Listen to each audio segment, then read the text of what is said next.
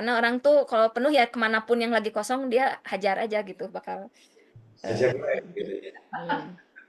Udah sampai membludak gitu Itu Nah, sih. jadi Ini jadi plastik semua kan ujungnya. sampah basah isinya plastik.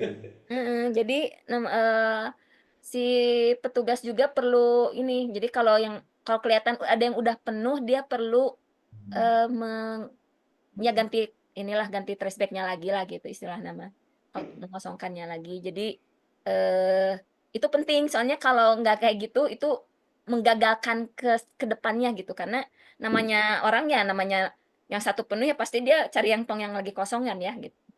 Nah kalau kalau tadi ya nggak kejaga, misal tuh dibiarkan penuh, eh, terus orang jadi salah buang, itu teh jadi mencontohkan kepada pembuang sampah berikutnya bahwa ini tong tuh nggak bisa dipercaya gitu. Jadi trustednya ke si tong tuh jadi berkurang gitu. Jadi namanya menempatkan tong pilah itu nggak cuman menempatkan tong pilah gitu, tapi sistem pendukungnya gitu, di mana si petugasnya yaitu perlu ada menjaga kebersihan tongnya, sama memastikan tong tuh nggak sampai penuh. Jadi sebelum penuh tuh udah diangkut gitu. Nah, jadi ini terkait pengaturan frekuensi ngangkutnya gitu.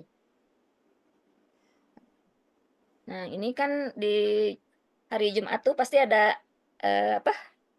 Namanya lagi Jumatan kan biasanya pada bawa koran tuh. Ini kan pasti rawan penuh tuh.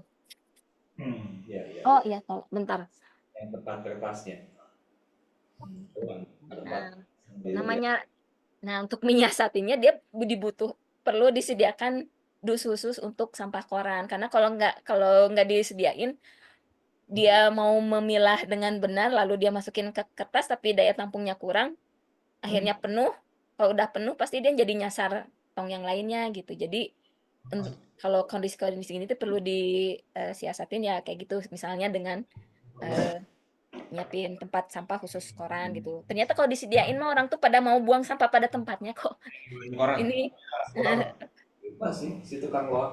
dulu nempatin di beberapa titik, disediain mah pada buang ke situ kok, si korannya nggak jadi berceceran ting di mana-mana gitu.